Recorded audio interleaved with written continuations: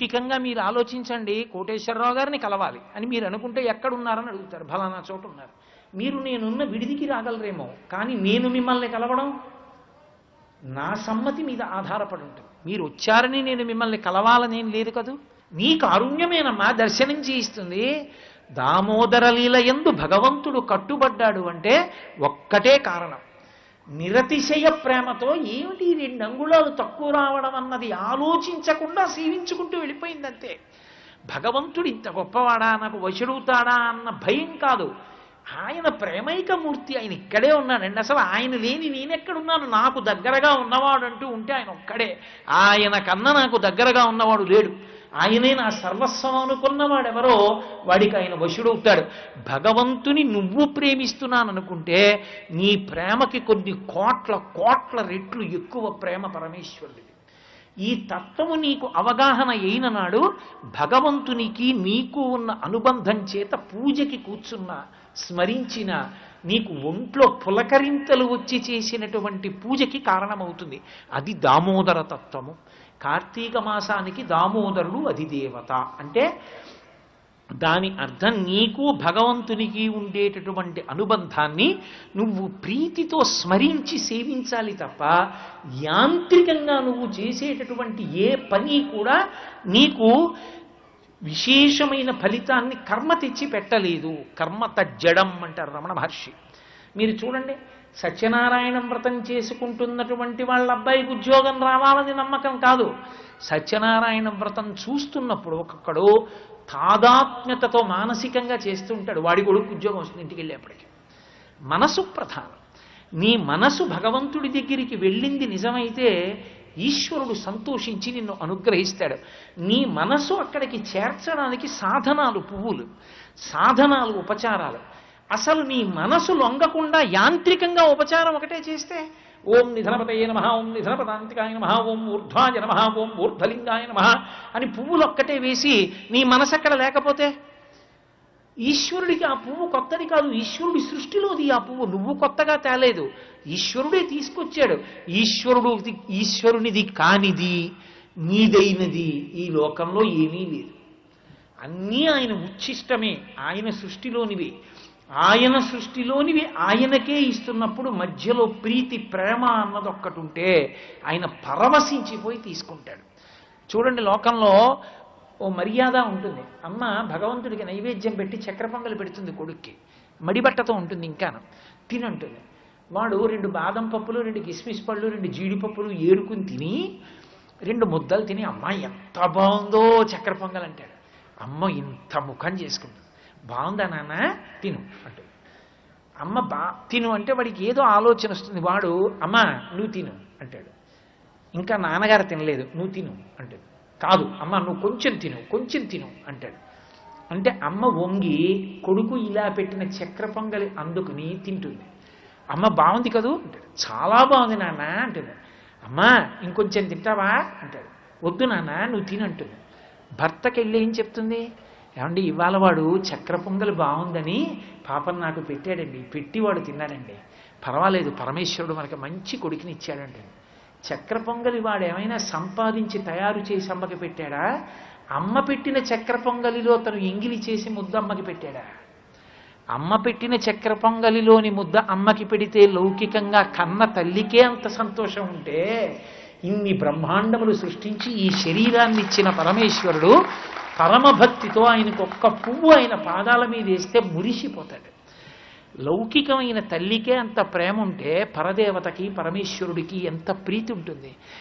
ఆయన ప్రీతిని అర్థం చేసుకుని నువ్వు ప్రీతితో నిలబడగలగడం దామోదరుణ్ణి అధిదేవతగా ఆయన తత్వాన్ని అర్థం చేసుకుని భక్తిభావనతో నువ్వు నిలబడడం. దామోదరమావాహయామి అన్నట్లే త్రయంబకమావాహయామి అంటారు. త్రయంబకుడు అంటే త్రయాణం లోకానాం అంబక పిత అని అమరకోశం. 3 కన్నులున్నవాడు త్రయంబకుడు. ఈ జగత్తుకంతటికీ కూడా తల్లి తండ్రి అయినటువంటి వాడు త్రయంబకుడు. నారాయణుడు అన్నప్పుడు ఏదో, త్రయంబకుడు అన్నప్పుడు కూడా అదే. కుర్తాలాల్చి వేసుకున్నా నా కొడుకే, సంధ్యావందనం చేసుకోవడానికి పట్టుపంచ కట్టుకున్నా నా కొడుకే.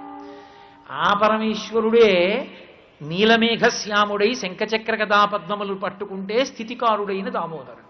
ఆ పరమేశ్వరుడే తెల్లగా మెరిసిపోతూ స్ఫటికమణినిభం పార్వతీశం నమామి అని కూర్చుంటే పరమశివుడు.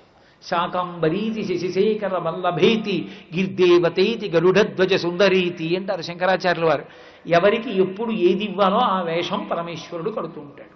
నీకు చదువు ఇవ్వాలని నువ్వు అడిగితే వీణ పట్టు కూర్చుంటుంది, డబ్బు ఇవ్వాలని అడిగితే పద్మంలో కూర్చుని అభయహస్తాన్ని చూపిస్తుంది. నీకు శరీర పటుత్వం కావాలి అని నువ్వు అడిగితే ఆమె రుద్రాణీ స్వరూపిణి అయి నీ ముందు కూర్చుంటుంది. నీకు ఏది ఇవ్వాలని నువ్వు కోరుకున్నావో దానికి అనుగుణమైన రూపంలో ఆవిడ కూర్చుంటుంది. ఆ ప్రభుత్వమే రేషన్ కార్డు ఇవ్వాలంటే ఎంఆర్ఓగా కూర్చుంటుంది. ఆ ప్రభుత్వమే మీ ఇంట్లో దొంగలు పడితే పోలీస్ ఆఫీసర్గా కూర్చుంటుంది. ఆ ప్రభుత్వమే నువ్వు పుస్తకాలు కొనుక్కోలేకపోతే లైబ్రరీ రూపంలో కూర్చుంటుంది. ఆ ప్రభుత్వమే నీకు బతకడానికి ఆధారం లేకపోతే 2 ఎకరాలు భూమి ఇచ్చే కలెక్టర్ గారిగా ఉంటుంది. ప్రభుత్వం అన్నది ఎక్కడుందండి అంటే కనపడదు. ప్రభుత్వం వీటి ద్వారా ఉంటుంది. అంతేకాని అన్నీ ప్రభుత్వమే కదండి అని చెప్పి ఇంట్లో దొంగలు పడితే ఎంఆర్ఓ ఆఫీస్కి వెళ్ళకూడదు, పోలీస్ స్టేషన్కే వెళ్ళాలి. నీకు డబ్బు కావాలంటే లక్ష్మీ స్వరూపాన్ని పట్టుకోవాలి. కానీ లక్ష్మి ఒకటి, సరస్వతి ఒకటి మాత్రం కాదు. ఉన్నది ఆ ఒక్క స్వరూపమే. ఆ స్వరూపమే నీకు చదివిచ్చినప్పుడు సరస్వతి, నీకు ఐశ్వర్యం ఇచ్చినప్పుడు లక్ష్మి. నువ్వు ఏదడిగావో దానికి తగిన వేషం ఆవిడ కట్టిందంతే తప్ప తత్వతః వస్తువునందు మార్పు లేదు. ఇది తెలుసుకోవడం త్రయంబక స్వరూపాన్ని దామోదర స్వరూపాన్ని సమాన బుద్ధితో ఆరాధిస్తూ దీపాన్ని ప్రధానం చేసుకుని ఆరాధన చేయడం. ఆ దీపం కేవలము జ్యోతి. నిన్న మీతో మనవి చేశాను. ఉపనిషత్తు అంటుంది ఏకో దేవః సర్వభూతేషు గూఢః సర్వభూతాంతరాత్మా సర్వభూతాధివాసః సాక్షీ చేతో కేవలో నిర్గుణశ్చ కర్మాధ్యక్షః సర్వభూతాధివాసః అంటుంది. అసలు పరమేశ్వరుడికి రూపమే లేదు. నిర్గుణుడు, నిర్జనుడు. ఆయన నిష్కళంకంగా నిర్గుణంగా ఉండేటటువంటి స్వరూపం. అటువంటి వాడు మనకు ఒక ఆధారం దొరకాలి కాబట్టి ఒక రూపాన్ని స్వీకరిస్తాడు. వేదాహమేతం పురుషం మహాంతం ఆదిత్యవర్ణం తమసస్వపారే సర్వాణి రూపాన్ని విచిత్య ధీరః. కృష్ణ భగవానుడు పరిత్రాణాయ సాధూనాం వినాశాయ చ దుష్కృతాం ధర్మ సంస్థాపనార్థాయ సంభవామి యుగే యుగే అంటాడు.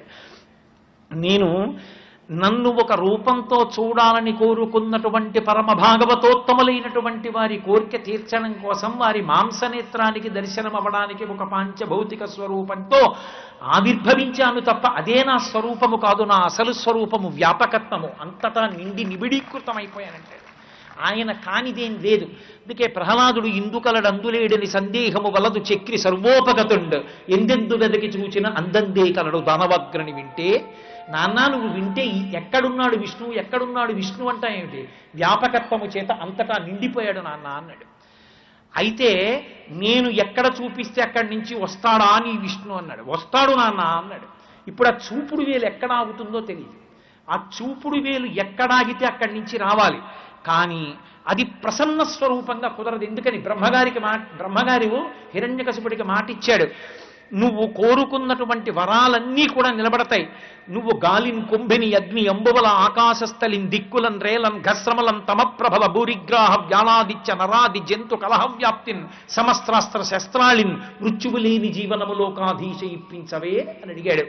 అగ్నిలో, నీటిలో, నేల మీద, పైన ఆకాశంలో, ఇంట్లో, బయట, అస్త్రం చేత, శస్త్రం చేత, ప్రాణమున్న దాంతో, ప్రాణం లేని దాంతో, మృగం చేత, నరుడి చేత, దేవత చేత, యక్షుడి చేత, గంధర్వుడి చేత, కిందిన కింపురుషుల చేత నేను మరణించకూడదు.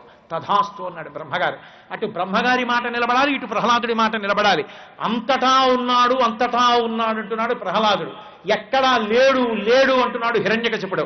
అంతటా ఉన్నాడని నిరూపించడానికి ఎక్కడ వేలు పెడితే అక్కడి నుంచి బయటికి రావడానికి ఈ బ్రహ్మాండమంతా కలిపి ఒక నరసింహం అయిపోయింది ఆ రోజున. పోతన గారు అన్నారు మహానుభావుడు, హరి సర్వాకృతులను కలండనుచు ప్రహ్లాదుండు భాషింప ఎందును లేడు లేడనుచు దైత్యుండు తర్జింప శ్రీనరసింహాకృతి దల్చనచ్యుతుడు నానా జంగమ స్థావరొక్కర గర్భంబుల అన్ని దేశముల ముద్దండ ప్రభావంబునన్.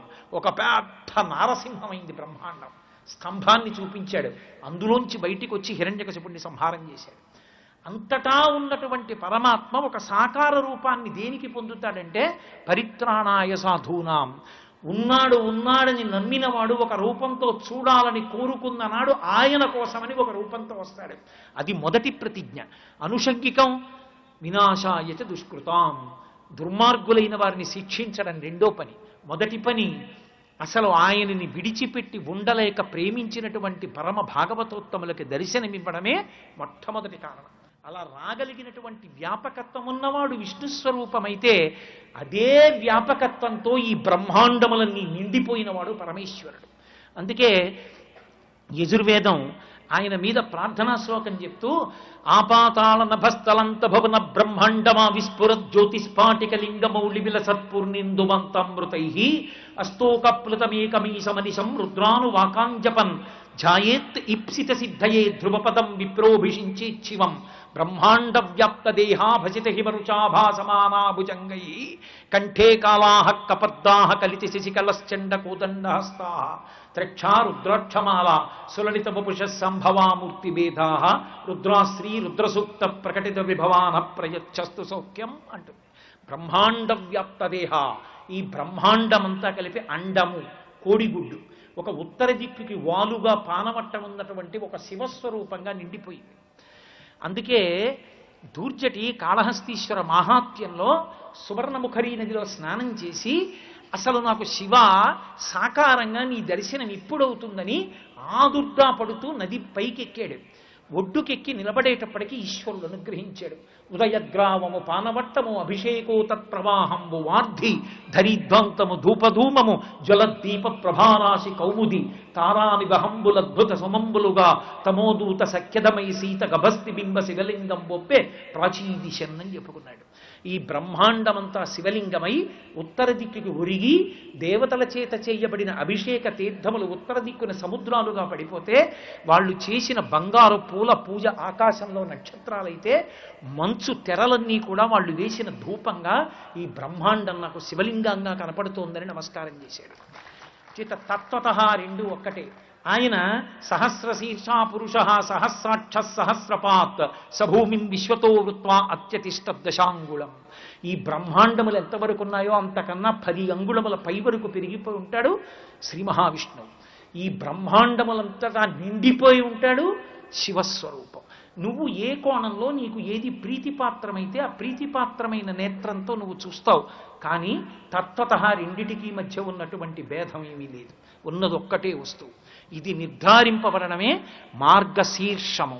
ఉపాసనలో చిట్ట చివరికి వెళ్ళిపోయే ముందు నీకు ద్యోతకము కావలసినటువంటి సత్యము. అందుకే కార్తీకం తర్వాత వచ్చేది మార్గశీర్షము. ఉపాసనలో చివరికి వెళ్ళిపోయావని గుర్తు. తత్వత ఉన్న ఒకే ఒక్క వస్తువుని నువ్వు దర్శనం చెయ్యగలిగినటువంటి స్థితి కార్తీక మాసంలో ఆ జ్ఞాన జ్యోతి, ఆ దీపపు వెలుతురు యందు నీకు భాషించాలి. ఇక్కడే నీకు కనపడాలి ఆ కాంతి ఇక్కడ కనపడాలి. అటువంటి పరమాత్మ స్వరూపానికి శివలింగానికి అభిషేకాలు చేస్తారు. కార్తీక మాసంలో శ్రీమన్నారాయణుడికి తులసితో అర్చన చేయడం ఎంత గొప్ప విషయమో మీతో మనవి చేశాను. ఏకేన తులసి మాత్రదళేనాపి నరోత్తమ, ఒక్క తులసి దళం భక్తితో ఆయన పాదాల మీద వేస్తే చాలు, ఆయన పరవశించిపోతాడు. ఆ భక్తి ప్రధానం. ఎంత రొట్ట మీరు తీసుకొచ్చి ఆయన దగ్గర వెయ్యండి, ఆయన ఏమి దాని చేత ప్రీతి చెందడు, ఖిన్నుడవుతాడు. ఇవన్నీ నా సృష్టిలోనే కదరా, నేనే కదరా తులసి మొక్కని చేసిన వాడిని, తులసికి ఆ దళాలు వచ్చేట్టు చేసిన వాడిని నువ్వు కొత్తగా నాకు తీసుకొచ్చి ఇచ్చేదే ఉంది, ఏమీ లేదు. నీ మనసుని నా దగ్గర పెట్టావా చెప్పు. వటుర్వా గేహీవా ఇతిరపి జటీవా తదితరో నరోవా యక్కశ్చిత్ భవతు భవకింతేన భవతి యదీయం హృత్పద్మం యది భవదధీనం పశుపతే హెత్తదీయస్తం శంభో భవతి భవభారంచ వాసి అంటారు శంకరాచార్యుల వారి శివానందలహరిలో. నువ్వు గృహస్థువా, బ్రహ్మచారివా, యతివా, సన్యాసివా, ఎవడికి కావాలని భవతు భవకింతేన భవతి. ఎవడికి కావాలరా ఇవన్నీ? ఈ ఆశ్రమాల గురించి నాకు చెప్పకు. నీ మనసన్న పద్మాన్ని భగవంతుడి దగ్గర పెట్టావా చెప్పు, చెప్తే నీ వెంట ఆయన పడతాడంట. ఆ మనోపద్మను ఉంచడం నీకు వచ్చా? ఆ రావడం అనేటటువంటిది సాధ్యమైతే ఉపాసనలో అదే కార్తీక మాసం, అదే కార్తీక దీపం, అదే సిద్ధి.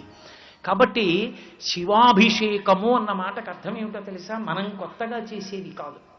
ఎప్పుడూ ఈ బ్రహ్మాండం అంతా తడిసిపోతుంటుంది.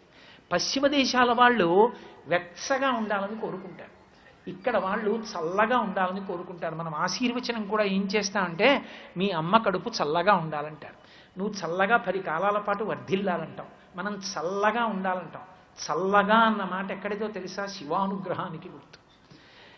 పరమశివుడు ఎప్పుడూ చల్లగా ఉంటాడు.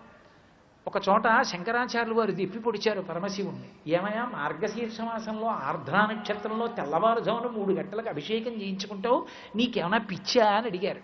ఎందుకని? మౌళౌ గంగా శశాంకౌ, తల మీదేమో గంగ ఉందా, ఆ పక్కన చంద్రరేఖ ఉందా, 2 చల్లతనమా? ఇది చాలదన్నట్టు పార్శ్వేవామి, ఆ ఎడం చేతి పక్కన భాగమంతానేమో హిమగిరి దుహిత మంగళాంగా దయార్ధ్ర, మంగళమైన అవయవములు కలిగి హిమవంతుని కుమార్తె కాబట్టి చల్లగా ఉండేటటువంటి తల్లి, పైగా దయార్ధ్ర, దయతో చల్లగా ఉన్న పార్వతీదేవి సగం చల్లగా ఉందా? ఇవి చాలవన్నట్టు పాములు ఆభరణాలు అవి చల్లగా ఉంటాయా? ఇవన్నీ సరిపోవన్నట్టు నీకు మార్గశీర్ష మాసం ఆర్ద్రా నక్షత్రంలో చిదంబరంలో తెల్లవారుధామ అభిషేకమా? ఏమిటయా నీకు చలిపిచ్చి అని అడిగారు. ఆయనకి చలిపిచ్చి కాదు, లోకాలు చల్లగా ఉండాలి అంటే నా వాళ్ళు నా బంధువులు ఎక్కడున్న వాళ్ళు సంతోషంగా ఉండాలన్నా 2. శ్రీ మహావిష్ణువుకి 108 తులసి దళాలతో పూజ. 109 చేయకూడదా? అష్టోత్తర శతనామావళి అని అందరికీ 108. ఇంకా 107 ఎవరికి గుర్తు రాలేదా? 109 ఎవరికి గుర్తు రాలేదా? ఋషులకి 108 గుర్తొస్తాయేంటి? కాదు. సనాతన ధర్మమునందు అందరూ బాగుండాలని కోరుకుంటాం. లోకా సమస్తా సుఖినో భవంతు. ఏదో మా వాళ్లే బాగుండాలని చెప్పి కోరుకోం. అలా కోరుకున్నప్పుడు ఈ జగత్తులో ఏ ప్రాణి పుట్టినా 27 నక్షత్రములలోనే పుట్టాలి. 27 నక్షత్రాలకి ఒక్కొక్క నక్షత్రానికి 4 పాదాలు.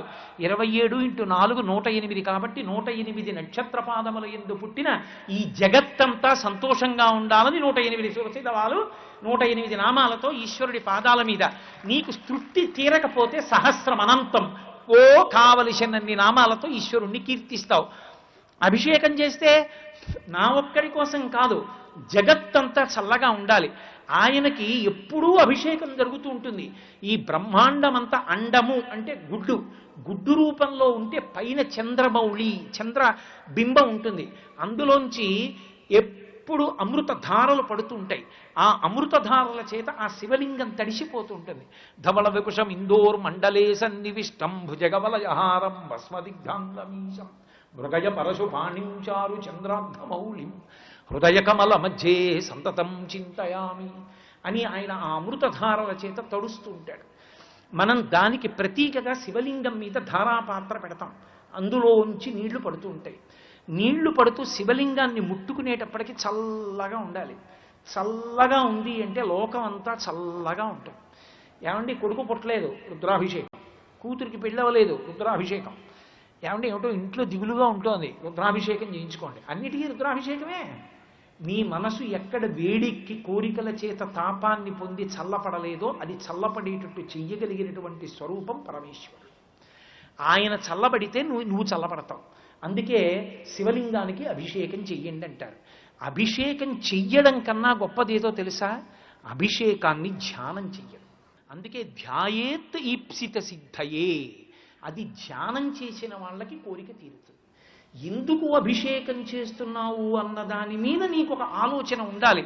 చంద్రబింబంలోంచి పడుతున్న అమృతధారలతో తడిసిపోయినటువంటి బ్రహ్మాండము శివలింగ స్వరూపమైతే, ఇదిగో ఇక్కడ ఉన్నటువంటి ఈ శివలింగము కూడా బ్రహ్మాండమునకంతటికీ గుర్తు. అది ఈ చేతిలో పట్టుకున్న పాత్రలోంచి పడుతున్నటువంటి ద్రవముల చేత తడిసిపోతోంది. అందుకే పంచామృతములు అంటారు. ఉన్నది ఒకటే అమృతం, 5 అమృతాలు ఉండవు. పంచామృతములు అంటే అవి నీకు 5 రకములైన అమృతత్వాన్ని ఇస్తాయి. అందుకని 5 రకములైనటువంటి విశేషమైన విభూతుల్ని కటాక్షిస్తాయి కాబట్టి, అంత శుద్ధిని కృప చేస్తాయి కాబట్టి అవి పంచామృతములు అయ్యాయి. మీకు నేను ఒక ఉదాహరణ చెప్పాలంటే, ఆవు పాలు సమీకృత ఆహారం. పసిపిల్లలు పాలు తాగుతారు, తల్లి లేని వాళ్ళు పాలు తాగుతారు, క్రీడల్లో ఉన్నవాళ్ళు పాలు తాగుతారు, వృద్ధులు పాలు తాగుతారు, జ్వరం వచ్చిన వాళ్ళు పాలు తాగుతారు. పాలు సమీకృత ఆహారము. పాలకి పర్యాయపదం వేదాంతంలో జ్ఞానం. ఆ జ్ఞానము దేని వలన కలుగుతుంది? ఆ శుద్ధ సత్వ బుద్ధి దేని వలన కలుగుతుంది అంటే పరమేశ్వరుడికి చేసినటువంటి ఆవు పాల అభిషేకము చేత కలుగుతుంది. ఈశ్వర, ఈ ఆవు పాల అభిషేకాన్ని స్వీకరించి నాకు జ్ఞానమును కృప చెయ్యి అని అడగడానికి ఆవు పాలతో అభిషేకం. అలాగే స్వామికి పెరుగుతో, తేనెతో, పంచదారతో, ఆవు నీతితో అభిషేకం చేస్తారు. ఇవన్నీ చెయ్యడం వెనకాతల ఉన్నటువంటి తర్కం వేరు. ఆ శాస్త్రము నీకు తెలిసి ఉండాలి. ఎందుకు చేస్తున్నావో తెలియాలి. తేనె ఆపాత మధురం. ఎక్కడ తేనె పాత్రలోంచి అంచుమించి ఓ చుక్క తీసి నోట్లో వేసుకున్నా తీయగా ఉంటుంది. తీయగా ఉండేటటువంటి తేనె ఎటువంటిదో విషయముల యందు ఉండేటటువంటి అనురక్తి అటువంటిది. తేనె ఎక్కువ తాగితే మత్తెక్కిపోతుంది. అందుకే రామాయణంలో వానరములన్నీ కూడా తేనె తాగేస్తే గాయంతికి చిత్, ప్రణమంతికి చిత్, ప్రహసంతికి చిత్, విచరంతికి చిత్, ప్లవంతికి చిత్, ప్రళపంతికి చిత్ అంటారు మహర్షి. అవన్నీ నాట్యాలు చేస్తాయి, డబ్బులు వాయిస్తాయి, పాటలు పాడతాయి, గంతులు వేస్తాయి, అన్నీ చేస్తాయి. తేనె తాగితే ఉన్మత్తత కలుగుతుంది. అలా విషయాలను ఇంత అనుభవించినా తృప్తి కలగదు. విషయం అనుభవించి కోరిక తీరుతుందనుకోవడం నెయ్యి పోసి అగ్నిహోత్రాన్ని ఆర్పడం లాంటిది. ఈశ్వర, నాకు ఈ విషయముల యందు వైరాగ్యము కలగాలి. ఆ సుఖము ఒక సుఖమా అన్న భావన కలగాలి. అది వైరాగ్య సుఖము. ఆ సుఖము నాకు ఇప్పించు. ఎన్ని జన్మలు ఎత్తాను, ఇలా అనుభవిస్తూనే ఉన్నాను. ఇంకా ఎన్ని జన్మలు నేను ఈ విషయ సుఖాలు అనుభవిస్తూ ఇలా వెంపర్లాడను. వద్దు. కాబట్టి నన్ను అనుగ్రహించు. అబ్బా, ఎన్నాళ్ళు అనుభవిస్తాను, ఏముంది అందులో అన్న భావన కలిగేటట్టు చేసి నీ పాదముల యందు అనురక్తి కల్పించు. ఇది అడగడం తేనెతో అభిషేకం. పంచదార గరుగ్గా ఉంటుంది, తీయగా ఉంటుంది. ఎవడికి వాడికి ఏదో ఓ కారణం చూపించి నా అంత వాణ్ణి నేనని మురిసిపోతుంటాడు. నా అంత వాణ్ణి నేనని మురిసిపోయే అహంకారం ఎంత తీయగా ఉంటుందో ఎదటివాడికి గరుగ్గా ఉంటుంది. ఏమిట్రా వీడి అస్తమానం వీడు స్తోత్రం చేసుకుంటాడనిపిస్తుంది. ఆ అహంకారం తీసేసి అవినయమపనయ విష్ణోహో అంటారు షట్పది స్తోత్రంలో శంకరాచార్యుల వారు. నాకు అవినయాన్ని తీసేసి నాకు వినయాన్ని కృపచేయి. నేను ఎంతటి వాణ్ణి అన్న భావన నాకు కృపచేయి. అంతటి మహాత్ముడు శంకరాచార్యుల వారంతటి వారు పశుమాంసవజ్ఞ ప్రధిత కృపయా పలయ విభో అన్నారు. ఈశ్వరా, నీరు పశువుని, నువ్వు పశుపతివి, చాలదా మనిద్దరి మధ్య ఈ సంబంధం, నన్ను అనుగ్రహించమని అడిగారు. శంకరులంతటి వారు ఆ మాట అన్నారు. నేను ఎంతటి వాణ్ణి గర్వపడ్డానికి, ఎంతటి వాణ్ణి అహంకరించడానికి అని అహంకారము స్థానంలో ఆ అవినయము పోయి వినయము కలిగేటట్టుగా నన్ను కృప చెయ్యమని అడగడానికి పంచదారతో అభిషేకం. ఆవు నీతితో అభిషేకం చేస్తారు. ఆవు నీతితో అభిషేకం చేస్తే బాహ్యమునందు శరీరమునకు ఆరోగ్యం కలుగుతుంది. అందుకే ఆ ఆవు నెయ్యి హోమ ప్రక్రియ ఎందు ఉపయోగిస్తారు. ఆవు నెయ్యి పంచగవ్య ప్రాశనమునందు కూడా ఉపయోగిస్తారు. అది పాపాలని దహించగలిగినటువంటిదై ఉంటుంది. కాబట్టి ఇతపూర్వం నేను చేసినటువంటి పాపములు తెలియక ఏమున్నాయో, శాస్త్రోల్లంఘనం నేను చేసినవి ఏమున్నాయో అవి నీ యొక్క కృపచేత కాల్చేసి, ఆయన అనుగ్రహం కలిగిందా, ఆయన ఎంతలో తీసేస్తాడు. ఒకవేళ ఆయన తీసేశాడు అనుకోండి, ఎందుకు తీసేసావు వాడిదని అడగగలిగిన వాడేవాడు. ఆయన ఈశ్వరుడు. శ్రీశైలేషు భజింతునో యభగు కాంచీనాథు సేవింతునో కాశీవల్లభు కొల్వబోతునో మహాకాళేషు సేవింతునో నా శీలం బడువైన మెరువణుచున్ రక్షింపవే నీ కృపా శ్రీ శృంగార విలాసహాసములచే శ్రీకాళహస్తీశ్వర అని అడుగుతాడు దుర్జటి. ఈశ్వర, నేనేమీ చెయ్యలేదని నీకు చెప్తున్నాను. కాశీ వెళ్ళలేదు, కాళహస్తి వెళ్ళలేదు, కేదారం వెళ్ళలేదు, ఏమీ వెళ్ళలేదని నీకు నేను చెప్పుకున్నాను. వీడెంత నిజాయితీ పరుళ్ళా, ఏమీ చెయ్యలేదని నాతో చెప్పేసుకున్నాడు. కాబట్టి నాకు వీడు నచ్చాడని నువ్వు నన్ను నెత్తి మీద పెట్టుకుంటే కాదన్నవాడు ఉన్నాడా? వాడు పాపం నిజం చెప్పాడని నన్ను నెత్తి మీద పెట్టేసుకో అన్నాడు. ఎంత దబాయించి మాట్లాడాడండి. అది ప్రేమ అంటే. పాలున్ బొవ్వయు పెట్టెదం కుడువరా పాపన్న రాయన్న లెమ్మన్న అరటి పండ్లు కొనితే లేకున్నను ఒల్లనంటే తల్లిదండ్రులపుడెట్లే తెచ్చి వాత్సల్య లక్ష్మీ లీలా వచనంబులన్ కుడుపరా శ్రీకాళహస్తీశ్వర. బయట హోరన వాన తుఫాను. తండ్రి పెద్ద ఐఏఎస్ ఆఫీసర్. కారులో ఇంటికి వచ్చి అమ్మయాన్ని లోపలికి వెళ్ళాడు అలిసిపోయి. ఏమంటే పిల్లాడికి ఎంత పెట్టినా అన్నం తింటలేదు, ఇంట్లో పని మనిషిని కూడా పంపించేశాను, అరటిపండు కావాలంటున్నాడండి. ఎలా? తండ్రి బతిమాలాడు, రే అలిసిపోయి వచ్చాను, కాస్త అన్నం తినరా, నేను తింటాను అని. నాన్న నాకు అరటిపండు ఉంటేనే తింటానన్నాడు వాడు. ఏం చేస్తాడు? ఐఏఎస్ ఆఫీసర్ అని కూర్చుంటాడు ఏంటి? ఓ తువ్వాలు నెత్తి మీద వేసుకుని పక్క కొట్టుకెళ్ళి అరటిపండు పట్టుకొచ్చాడు. అరటిపండు తీసుకొచ్చాను దిక్కుమాలాడా, చంపేసావు పట్టుకుని తిట్టారనుకోండి వాడు తింటే ఏడుస్తూ కూర్చుంటాడు. ఎంత అదృష్టం రా నాన్న నీ కొడుకు, అరటిపండు తెచ్చానా లేదా, నాన్న తిను అనాలి వాడిని, అంటేనే తింటాడు వాడు. బతిమాలి కడుపులో బాధున్నా పైకి బతిమాలి అరటిపండు పిసికి పెరుగన్నం పెడితే తిన్న పిల్లాన్ని చూసుకుని మురిసిపోయిన తల్లిదండ్రుల్లా తెలియక నిన్ను విడిచిపెట్టి తిరిగినటువంటి నా అజ్ఞానాన్ని మన్నించి ఇప్పుడు నీ పాదవలయందు భక్తి నువ్వే ఇచ్చి నాకు కుడిపించి నేను మంచివాడినని నీ యందు ఐక్యం చేసేసుకో, ఎవరు కాదన్నారు? పెంకి పిల్లాడికి అరటిపండు అన్న పెట్టినట్టు పెట్టుకో భక్తిని అన్నాడు దూర్చటి. అది స్వతంత్రం అంటే. కాబట్టి ఆ పంచామృతాభిషేకము చెయ్యడం ఎందుకు అంటే ఆంతరమునందు అటువంటి విభూతులు పొందడానికి. అవి పొంది ఆ శివలింగం ఎంత చల్లబడితే మన కోర్కెలు అంత తీరుతాయి. మన ఒక్క కోరిక కాదు, ఏ ఊళ్ళో శివలింగం చల్లబడిందో ఆ ఊరంతా చల్లగా ఉంటుంది. యథార్థానికి బ్రహ్మాండం అంతా చల్లగా ఉంటుంది. అందరి కోరికలు తీరుతాయి. అందరూ బాగుండాలి, అందరూ సంతోషంగా ఉండాలని అభిషేకం. కార్తీక మాసం ఉపాసన కాలం. పరమేశ్వరుని అనుగ్రహం విశేషంగా వర్షించేటటువంటి కాలం. మీరు ఎన్ని తీసుకొచ్చి అభిషేకం చేశారన్నది కాదు, మీరు ఎంత భక్తితో శివలింగం దగ్గరికి వచ్చారన్నది ప్రధానం. అందుకే ఆ అష్టదిగ్గజాల్లో కవి అద్భుతమైన మాట ఒకటి అన్నాడు. ఆ పరమశివుడి దగ్గరికి వెళ్ళిట శివుని శిరమున కాశిన్ని నీళ్లు చల్లి పత్తి రిసుమంత నెవ్వాడు పారవయించు. పెద్ద భక్తితో వీడు మారేడు దళం వేశాడేంటి? మారేడు దళంతో పూజ ఎందుకు? మారేడు దళాన్ని మీరు చూడకుండా ఇలా ఈయన పట్టుకుని వేస్తే దాని ఈనెలు శివలింగానికి తగిలితే లక్ష్మీ కటాక్షం, మారేడు దళం బోర్లా పడితే జ్ఞాన కటాక్షం. లక్ష్మీ కటాక్షం, సరస్వతీ కటాక్షం మారేడు దళానికి శివలింగానికి తగలడంలో ఉంటుంది. ఎటు తగిలినా కటాక్షం. అందుకే ఏకబిల్వం శివార్పణం. ఒక్క మారేడు దళాన్ని సమర్పిస్తే చాలు. అంత గొప్పది మారేడు దళం.